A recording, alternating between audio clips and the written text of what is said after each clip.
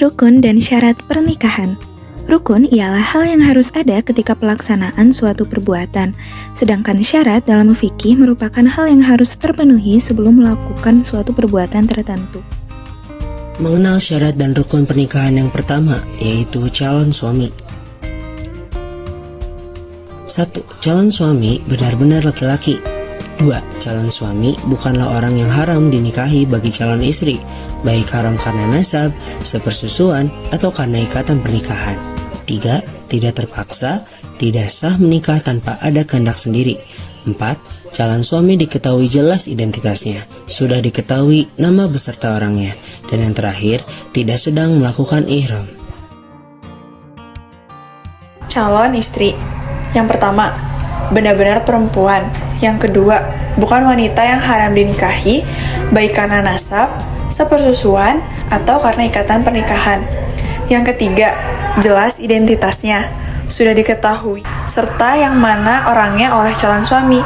Yang keempat, tidak sedang melakukan ihram atau dalam masa iddah. Kemudian, syarat untuk menjadi wali pernikahan ialah sebagai berikut. 1. Islam. 2. Baligh atau sudah dewasa, tidak sah jika anak kecil menjadi wali nikah. Yang ketiga, berakal sehat. Yang keempat, merdeka, bukan seorang budak. Yang kelima, laki-laki, tidak sah jika wali dari perempuan. Yang keenam, adil, bukan orang fasik. Yang ketujuh, urutan wali adalah bapak, kakek, saudara laki-laki sekandung, saudara laki-laki sebapak, saudara laki-laki seibu, anak laki-laki dari saudara seayah, anak laki-laki dari saudara kandung, anak laki-laki dari saudara seibu, paman, anak laki-laki paman. Dan yang kedelapan, bagi perempuan yang tidak memiliki wali, misalnya wali sudah meninggal, maka walinya adalah pemimpin di daerah tersebut. Jika di Indonesia adalah dari pegawai kantor urusan agama atau yang biasa disebut KUA. Kemudian, syarat untuk menjadi 2 orang saksi dalam pernikahan juga hampir sama dengan syarat untuk menjadi wali dalam pernikahan, yakni 1. Islam, 2. Baligh atau sudah dewasa, tidak sah jika anak kecil menjadi saksi nikah. Yang ketiga, berakal sehat. Yang keempat, merdeka, bukan seorang budak. Yang kelima, laki-laki, tidak sah jika saksi dari perempuan. Dan yang keenam, adil, bukan orang fasik. Dan yang terakhir, syarat dari sigat atau ijab qabul dalam pernikahan adalah 1. Ijab qabul dilaksanakan dalam keadaan bersambung. Artinya antara pelafalan ijab dan qabul penerimaan tidak berselang lama. Yang kedua, tidak ditambahi dengan keterangan jangka waktu tertentu. Misalnya, saya terima nikah si fulanah dalam waktu sebulan. Yang ketiga, lafaz yang jelas maksudnya. Dan tidak disangkutkan dengan makna yang lain. Misalnya, saya nikahkan engkau dengan anakku jika engkau tetap menjadi pengusaha.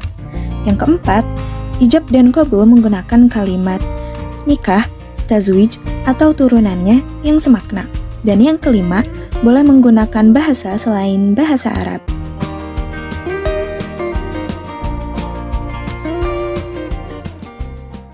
Hak dan kewajiban suami istri. Adapun kewajiban suami kepada istri, yaitu 1. Memberi tempat tinggal yang layak kepada istri sesuai dengan kemampuan. Assalamualaikum Umi, Abi datang. Waalaikumsalam Abi, yuk masuk.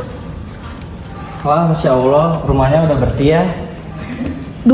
Memberi nafkah istri menurut kemampuan suami.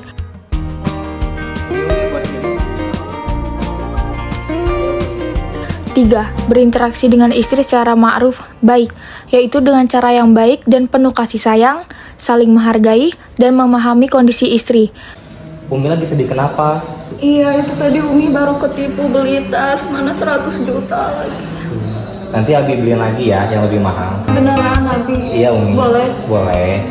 4. Menjadi pemimpin keluarga dengan cara membimbing, mengarahkan, mendidik, memelihara seluruh anggota keluarga dengan penuh tanggung jawab.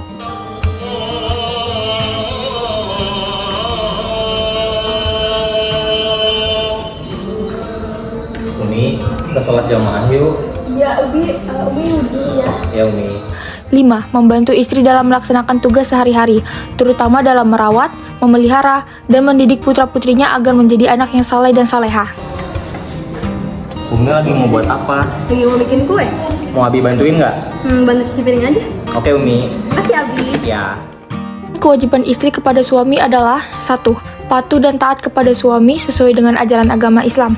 Apabila suami memerintahkan untuk melakukan hal yang bertentangan dengan ajaran Islam, maka istri tidak wajib ditaati. Ya, ayo sholat dulu. Nanggung, bentar lagi Bun. Ih, gimana sih Ayah? Kan katanya kalau misalnya udah masuk waktu azan harus langsung sholat. Kan lagian nanti juga nih ya, kalau Ayah cepet kita sholatnya, nanti juga insya Allah dipermudah urusan Ayah. Ya udah. Ya Yuk sholat dulu. 2. Memelihara dan menjaga kehormatan diri sebagai seorang istri dan keluarga serta harta benda suami, baik suami berada di rumah atau di luar rumah. 3. Mengelola rumah tangga dengan baik sesuai dengan tugas dan fungsi sebagai seorang istri. 4. Memelihara, merawat, dan mendidik anak terutama pendidikan agama. Allah Subhanahu wa Ta'ala berfirman yang artinya, "Hai orang-orang yang beriman, peliharalah dirimu dan keluargamu dari api neraka."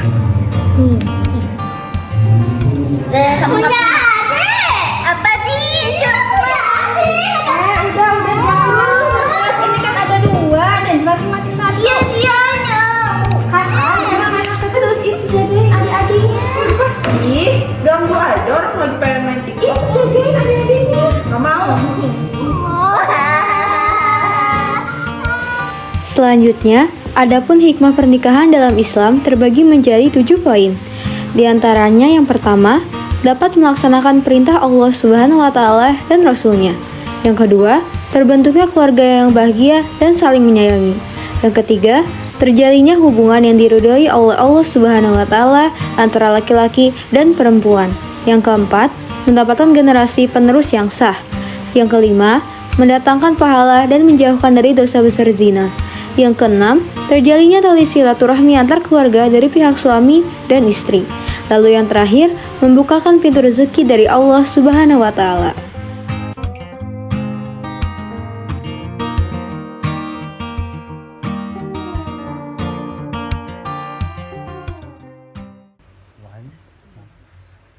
Wahai Rianto, iya Pak, aku nikahkan engkau dengan anak kandungku, Jahriah Simargolang, dengan mas kawin, seperangkat alat sholat dan sebentuk cincin emas tunai. Aku terima nikah Zahriah Simargolang dengan mas kawin seperangkat alat sholat dan sebentuk cincin emas tunai. Bagaimana saksi? Sah. Alhamdulillahirobbilalamin.